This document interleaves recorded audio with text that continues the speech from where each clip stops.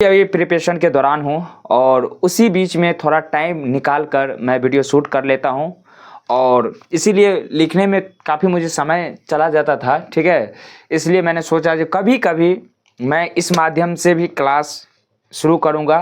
और पहली बात ये बता दूँ कि मैं कोई टीचर नहीं हूँ, मैं भी आप लोगों की तरह एक स्टूडेंट हूँ।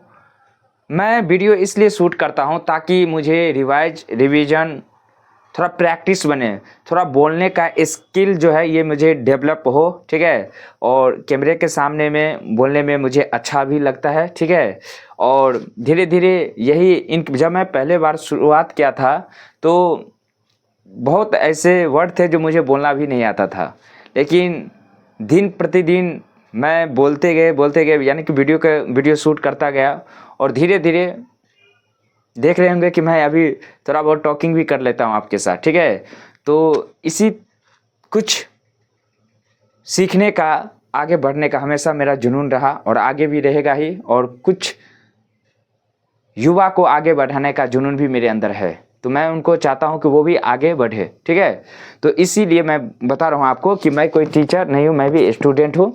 और यह वीडियो प्रक्रिया जो मैंने शुरू किया है सो मुझे भी रिवाइज करने का मौका मिल जाएगा। ठीक है, और कंटेंट भी मेरा तैयार हो जाएगा, यूट्यूब के लिए एक वीडियो भी बन के तैयार हो जाएगा। ठीक है, और अभी नेट इंटरनेट की कोई प्रॉब्लम है नहीं, सारा सुविधा मैंने यहाँ पे लगा रखा है। ठीक है, तो थोड़ा आप लोग भी मेरा साथ देने का प्रयास कीजिएगा। ठीक है, तो आइए बिना देर के हुए इस क्लास को हम लोग शुरू करते हैं। यदि आप लोग बीपीएससी, एसएससी या गवर्नमेंट की किसी भी प्रकार के आप तैयारी कर रहे हैं ना, किसी भी एग्ज़ाम की, तो उसमें जीके जीएस के लिए मेरे पास ऐसे ऐसे कंटेंट है, मेरे गुरुओं द्वारा मुझे सिखाया गया है, बताया गया है।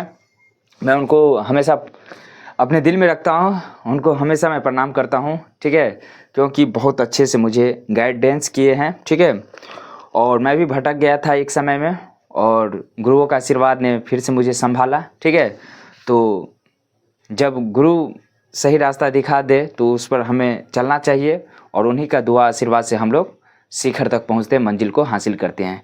आइए बिना देर के इस क्लास को हम लोग शुरू करते। देखिए, और इस क्लास का पीडीएफ भी आपको मिल जाएगा। ठीक है, स्क्रीनशॉट लगा दूंगा। देखिए, नमस्कार दोस्तों, मैं आप सभी का दोस्त आपका छोटा भाई प्रवीण। दोस्तों, आज जो हम लोग क्लास करेंगे एंशिएंट हिस्ट्री में, और उसमें हम अपने द्वारा बनाए गए नोट्स से ही आज का क्लास हम लोग प्रारंभ करेंगे। और बोर्ड पे लिखने में थोड़ा टाइम जाता था, इस वजह से मैंने सोचा कि अपने कॉपी के माध्यम से ही जो मैंने नोट्स खुद से तैयार कर रखे हैं उसी माध्यम से मैं आपको क्लास स्टार्ट करने का प्रयास कर रहा हूं। और इस क्लास का जो है ये पीडीएफ जो मैं स्क्रीनशॉट लगा दूंगा, और यदि आप लोगों को क्लास का पीडीएफ नोट्स चाहिए तो आप लोग वीडियो के नीचे कमेंट जरूर कीजिएगा, आप लोगों को आसानी से पीडीएफ उपलब्ध कराया जाएगा। और यह क्लास मैं अभी नोट्स के माध्यम से शुरुआत करने जा रहा हूं, और कभी कभी मैं व्हाइट बोर्ड और मार्कर के माध्यम से भी मैं क्लास ज़रूर लूँगा। जब मुझे समय मिलेगा तो मैं इस चीज़ का ख्याल रखूँगा। और मैं भी अभी प्रिपरेशन के दौरान ही हूँ। और ऋग्वैदिक काल में नदियों के प्राचीन नाम भी पूछा जाता है। सबसे पहले देखिए, पहले जो है ऋग्वैदिक काल में सिंधु बोला जाता था, और वर्तमान समय में सिंधु नदी का नाम अभी भी सिंधु ही है, तो ये तो ठीक है। अगला है वितास्ता। ऋग्वैदिक काल में जो है मित्र वितास्ता बोला जाता था, और अभी के समय में वितास्ता नदी को झेलम नदी कहा जाता है। क्लियर?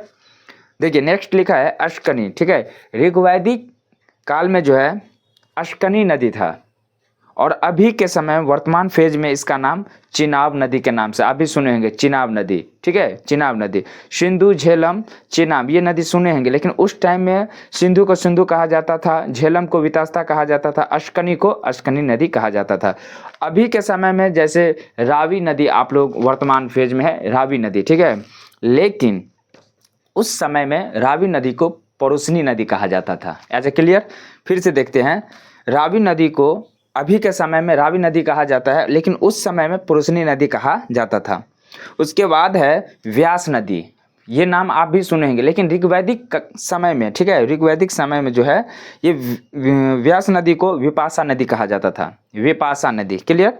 और अभी सतलज नदी है वर्तमान फेज में, ठीक है, वर्तमान समय में सतलज नदी है, और उस समय सतलज नदी को शतुद्री नदी कहा जाता था, ठीक है, शतुद्री नदी। ये क्वेश्चन किस प्रकार से पूछा जाएगा कि ऋग्वैदिक काल में सतलज नदी का नाम बताइए, क्या था, तो शतुद्री नदी। व्यास नदी को वर्तमान फेज में व्यास नदी कहा जाता है, लेकिन ऋग्वैदिक समय में व्यास नदी को कौन से नाम से जाना जाता था, तो विपाशा नदी, ठीक है।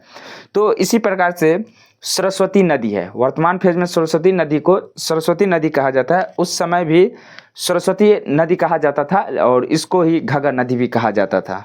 और यहाँ पे एक लाइन है लिखा कि ऋग्वेद में सबसे पवित्र नदी सरस्वती को माना गया है, ठीक है। क्वेश्चन पूछा जाएगा ऋग्वेद में सबसे पवित्र नदी का नाम बताइए, तो सरस्वती, ठीक है। इसे नदीत्मा भी कहा जाता है, नदियों में सबसे उत्तम, ठीक है, नदियों में सबसे उत्तम। ऋग्वेद में सबसे पवित्र नदी सरस्वती को माना गया है, इसे नदीत्मा, नदियों में सबसे उत्तम, ठीक है। अगला लिखा है ऋग्वेद में गंगा नदी एक बार, ठीक है, ऋग्वेद में गंगा नदी एक बार, यमुना नदी 3 बार, ठीक है। ऋग्वेद में गंगा नदी एक बार, जमुना नदी 3 बार तथा सबसे अधिक बार सिंधु नदी का उल्लेख किया गया है। क्लियर? नेक्स्ट पीडीएफ देखिए,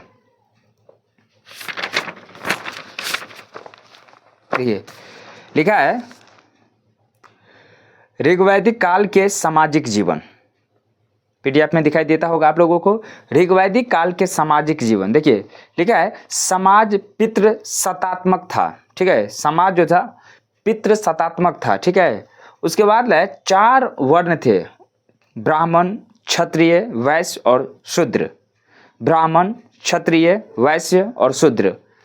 उसके बाद लिखा है ऋग्वैदिक काल में वर्ण व्यवस्था का आधार कर्म था, ऋग्वैदिक काल में वर्ण व्यवस्था का आधार कर्म था। वर्ण व्यवस्था में गतिशीलता थी, उस समय छुआछूत स्तरीकरण नहीं था, यानी छुआछूत का जो है स्तरीकरण ये सब नहीं था। महिलाओं की स्थिति के बारे में जान लेते हैं। महिलाओं की स्थिति सबसे अच्छी थी उस समय, महिलाओं की ऋग्वैदिक काल के समय में सामाजिक जीवन, जो महिलाओं की जो स्थिति थी वो सबसे अच्छी थी महिलाओं की। पर्दा प्रथा, बाल विवाह, सती प्रथा ये सब प्रचलित नहीं था। पर्दा प्रथा, बाल विवाह, सती प्रथा प्रचलित ये सब कुछ नहीं था।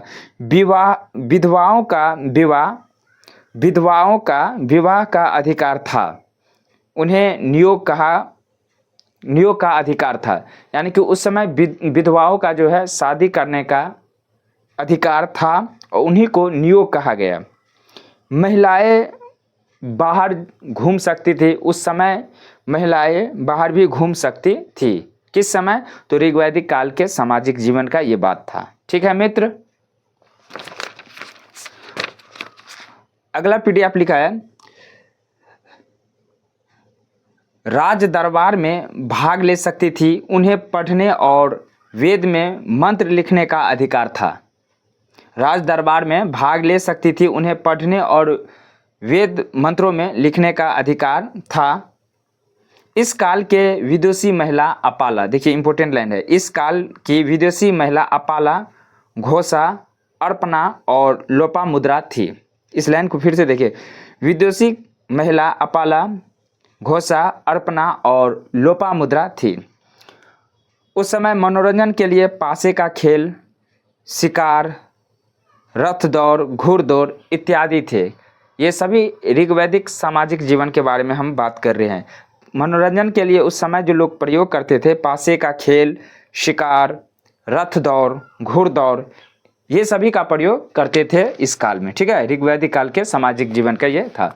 तो मित्र देख सकते हैं, यही चीज़ मैं बोर्ड पे भी नोट करके इसको मैं करा सकता हूँ, लेकिन थोड़ा देख रहा हूँ कि मुझे टाइम बचाना है, क्योंकि मुझे भी अपना सिलेबस भी कंप्लीट करना है, ठीक है। सिलेबस अभी मुझे 50% ही हुआ है, 50% अभी करना बाकी है, तो इसीलिए मैंने इस रूल को अपनाया।